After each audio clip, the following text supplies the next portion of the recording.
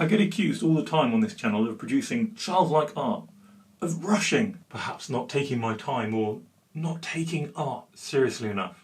So today I'm going to do this. Take my time, enjoy myself, a little bit more ink, slower with the colours, and let's just see what the process feels like.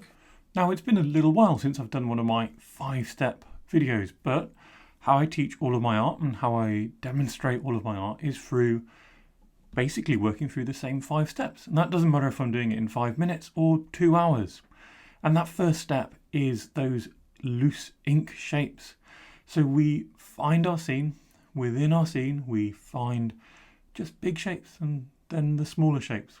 So I'm dividing this house, for example, into those little squares which make up the windows, but also the big rectangles and triangles which form the roof. I'm not setting out to draw this house.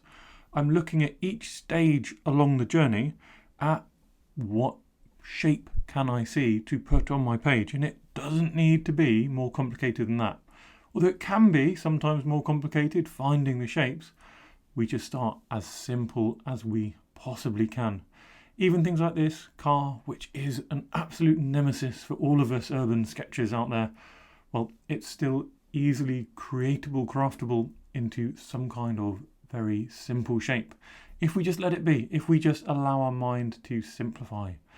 Through this process as well, we're thinking, where's our focus? Because at the focus we want relative accuracy, but as we get further out this edge here, we're more thinking about how do we have lines which are pushing and leading us back in towards that focus? How do we have textures, which is going to be really important later, that are pushing and leading us in towards our focus? Not every bit of the image wants or needs to be exceptionally exciting. And that's, again, a nice way to avoid, for example, these 2 cars on the left. You'll find I have subtly, cleverly, cunningly moved away from them. But I am going to add in things which I think help create an interesting focus. So this reference actually is from Japan, and we were there for our honeymoon, which was amazing back in 2014, not that long ago. And I became obsessed with all of these wires they have overhead, far more than we have in the UK. And I kind of will end up making that a bit of a feature.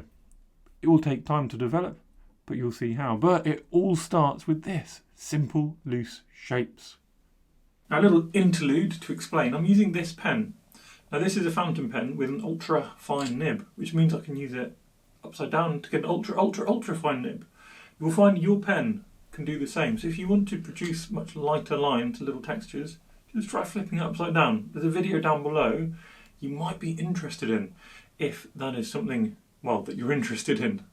And that is a really valuable point. And you'll notice as we move from those loose shapes to more details, more textures, I'm still actually using my pen upside down, but I will be flipping it from one way to another. Whilst I'm still a bit uncertain, I'll use it the wrong way around. When I'm certain, I'll flip it back over. When I want a really bold line, I'll flip it back over. When I'm trying to just do some hatching, which I don't want to stand out too much, it will be the wrong way around. And this is, I think, a really lovely fluid way of working. It's a nice way to get a lot of variety onto your page. And that's what we're after here.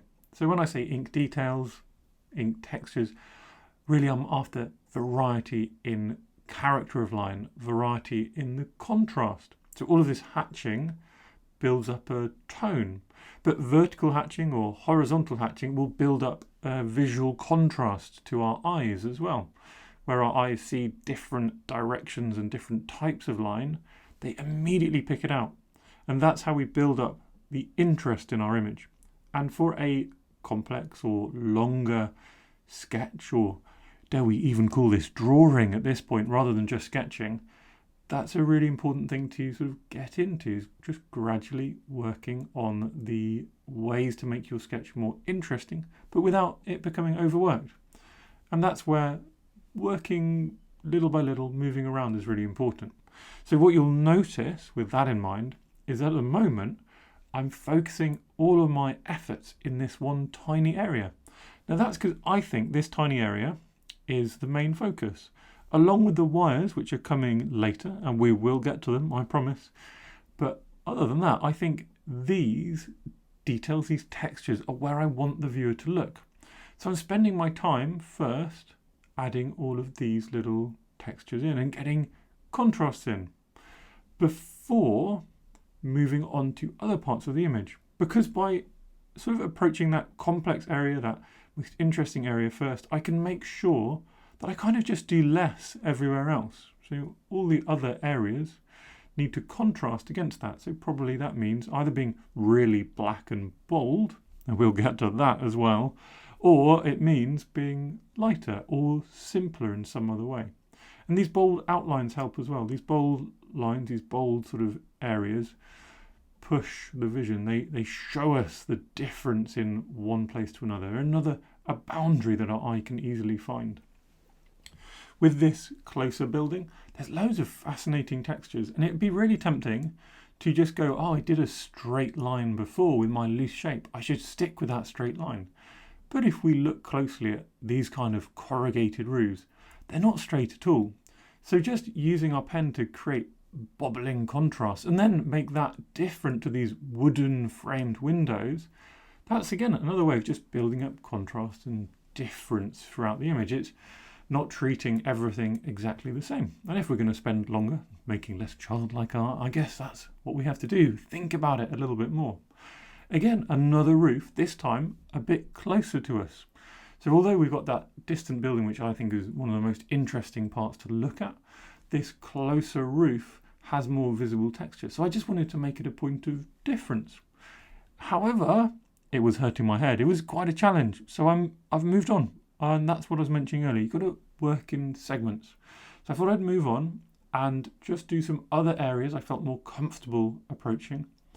And then I can come back in a moment fresh or refreshed to just approach the rest of that roof and make sure I don't rush without good ideas, without a plan, and do something that I regret, which is easy to do in ink, isn't it? Ink is permanent. You put it down, it's there.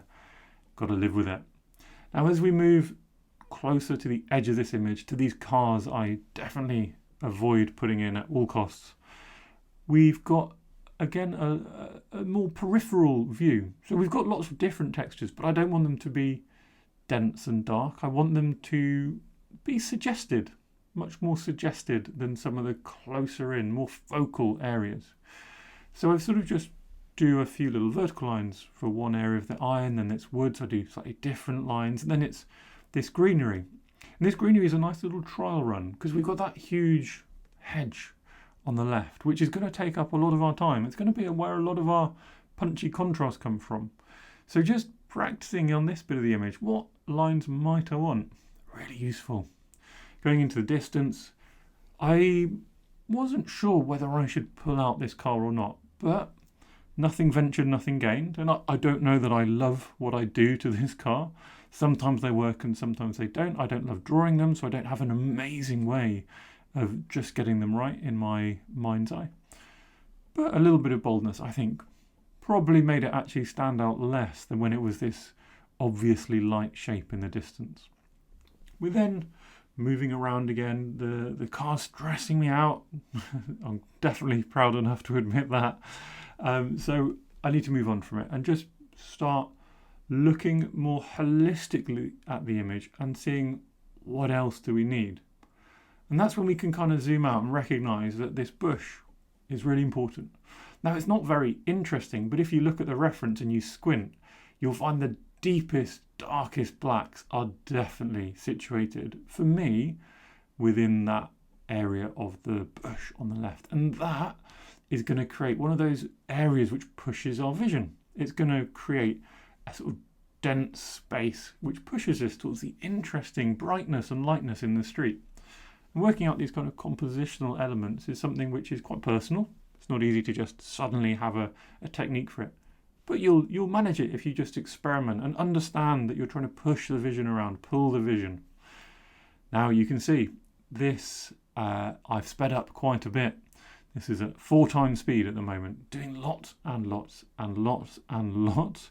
And did I mention lots of squiggly lines? Nothing cleverer than that, but little squiggly repetitive lines. Some hatching in there as well, burying some hatching within the squiggly lines. And if we take a step back, we can actually appreciate the effect of that. And the effect is building up the contrast. And the effect is, I think, actually pretty good. I'm very happy with this bit of the image and how it feels very like that bush that's in our reference. Not a perfect photo of it, but it feels like it. And that's what I'm after with my sketching. It's not done yet, but I need some time and some space. Otherwise I will burn out. I will burn out the muscles in my wrist trying to do that much scribbling and get it finished all at once. So move on and then move back. So here again, holding my pen really loosely, getting some bolder marks, pressing a little harder actually this time. Again, being aware I'm trying to get that contrast in. Now I picked out this slightly abstract shape in front of the bush. That's, let's call it a stylistic choice. It's something I really enjoy doing. And hopefully you can get the feel that there's a slightly lighter green bush just in front of the main bush. That's what that's supposed to be. And we'll see what we do with that later. Again, moving around. I've done more work on the bush, need to move somewhere else. And this is what patient sketching is about. Now, with the little bits of sped up, we're actually in real time. We're almost half an hour into this sketching process. That's with me taking a little break here and there, walking away from the page, having a chat with Tash, because you can't just necessarily hyper focus on something like this. This is the kind of sketch that you'll see me do if you were to come in person to one of the workshops that I run, or if I go and teach at an art club, for example. This kind of sketch takes an hour and a half perhaps to do whilst you're chatting to people, and it's a really lovely way to work, or with an audiobook on in the background or music. But don't expect to just suddenly start doing more detailed, intensive sketches like this without needing a break, without needing a mental break to allow you to actually see everything. Because that's, we mentioned right back at the beginning about the concept of overworking, the nemesis of all of us. And overworking is normally where you start rushing, you start doing things you regret. Now, finally, we get to the good bit. Now, I will often leave something which I find very interesting, but a bit scary, until the very end. Because then I can be more certain about what I want to do with it. And I also just kind of have to do it. I just have to dive in. It gets me over that little phase and I can't look at it for too long. So I left these 2 telephone poles till the end. And that allowed me to decide the one on the right, not important. It's just going to stay as a single framing line, which also ignores neatly those cars, which I do not want to add in. The one in the middle, when I put it in there, I thought, you know what? Actually, I can see this working. And with that, I started to focus on it, make it interesting, allow it to wobble a bit. You see it's not straight in the reference. It'd be very tempting to make it a perfectly straight line in our image, but it's not even straight in the photo, let alone in reality when we're walking around. We're not going to see it as a straight line at all. And then it's got all these fantastic little features and bits and bobs hanging off it. And we can kind of get stuck into the idea of those. Now, I've actually got another video coming out where I'm going to do a specific, just an upward view of these tangles. And we'll look there at ideas for simplifying complex tangled structures like this and not getting too over your head or too stuck in or too absent of the bigger picture, if you like. But one part of that is seeing the rationale for these lines. So in our photo, the reason these lines are interesting to me is because they lead you through the image. They go from the pole to the buildings, they connect, they have actually a lot of contrast, they're really dark. I said the hedge is the biggest area of black, or the boldest area, but actually some of these areas of telephone wire are probably the darkest things in the scene. So that's what I want them to do. I want them to connect and provide contrast, but I don't need to know exactly what I'm sketching. I don't need to know exactly the purpose of every object. I just look at the shapes again, and we're back to those shapes. Because we've got the rest of the scene marked in, we can just start to interpret the balance of ink that we need. How much ink do we need in this area, this tangled dark mass? How much ink does it need compared to the rest of the scene, which is basically done? And that allows us to, again, just occasionally take a step back and look at the bigger picture. Instead of just getting stuck in here and worrying about getting it perfect, just take a step back and go, right, does it feel balanced? Am I looking at this in the right way? Have I gone too far? In which case I need to stop and perhaps add something else somewhere else to balance it out. Or can I keep doing more? Can I keep making this fascinating collection of objects even more fascinating? And like that, we end up just adding little details, adding little bits here and there. And you can see me taking a pause and moving away, which is really important to do. Allow yourself to move around the image and just pick out. I felt, for whatever reason at this point, I wanted more contrast down in this kind of story of a street. We lead down that street, and getting that contrast into that story of the street is important. And that was enough of a sort of mental break to allow me to come back, look back at these wires and go for it. And you're not going to get these wires in without just going for it.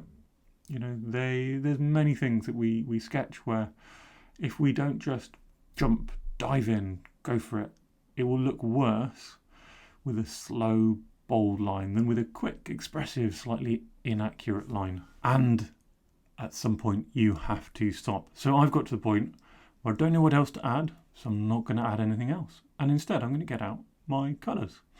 And this is pretty scary. I've done a video again recently where I did a 5-hour sketch and I took a walk, a specific half-hour walk before I did my colours, because it can be nerve-wracking. But remember, there'll be an ugly phase. It will have to build up slowly, and we're just taking our time so that we don't do something that we regret. And if we spot something happening that we might regret, and we'll see that a couple of times in the next few minutes, we'll have time, because it's watercolours, we have time to correct things. Now, because I like wet on wet colours, I like starting in the sky.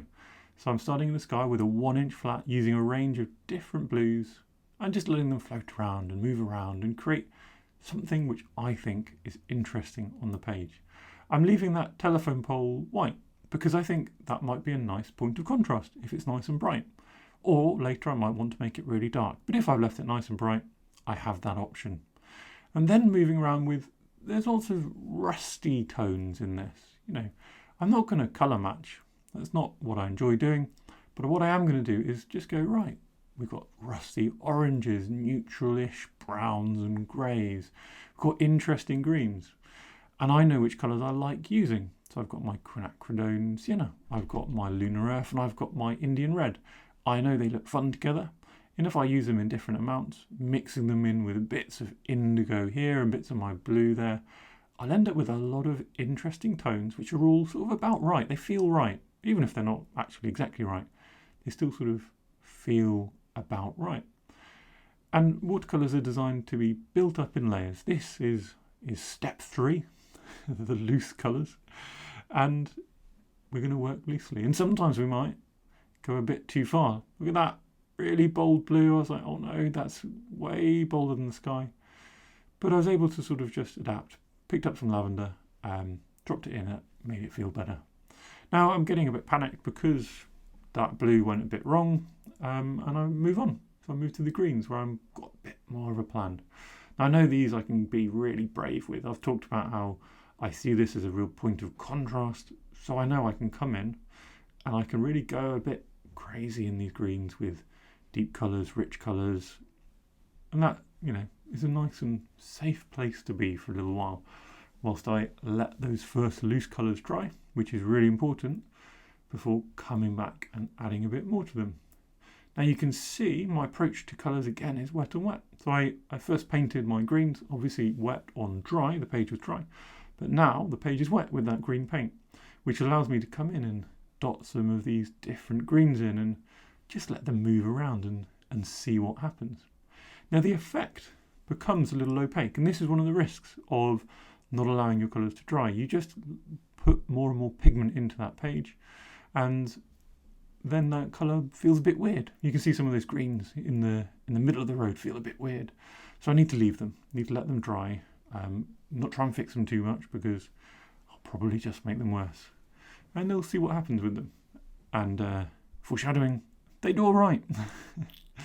So we move back into the scary stuff, And I just felt safe coming in with some greys. So a really good thing to sort of learn within your palette is what's your favourite grey mix? For me, it's a mix of various blues with quinacridone sienna. That gives me various ways of making different hues, different levels of warmth within greys. With all of that nicely progressing my tonal colours down, it's time to move to the bold colours. So I've let the page basically dry. Not entirely dry, but mostly. And I'm going to come back now and just be a little braver with initially those warm tones. I'm building up here something more interesting, something more saturated. So I'm introducing yellow, Hansa yellow in this case, and allowing some of that initial kind of reddish colour to become much bolder and braver. And you can see, because it's layered, it really does suddenly become much more interesting, much bolder. We can almost draw with a finer brush at this stage, and we're going to, by doing that, introduce other textures as well into our scene. And then I can continue to go a little bit crazy with my greens and really just go, you know, what do I want these to feel like? And I decided I wanted them to be more vibrant as well as more contrasting. So there's lots of bright cobalt green in there, but also lots of indigo to make it really bold.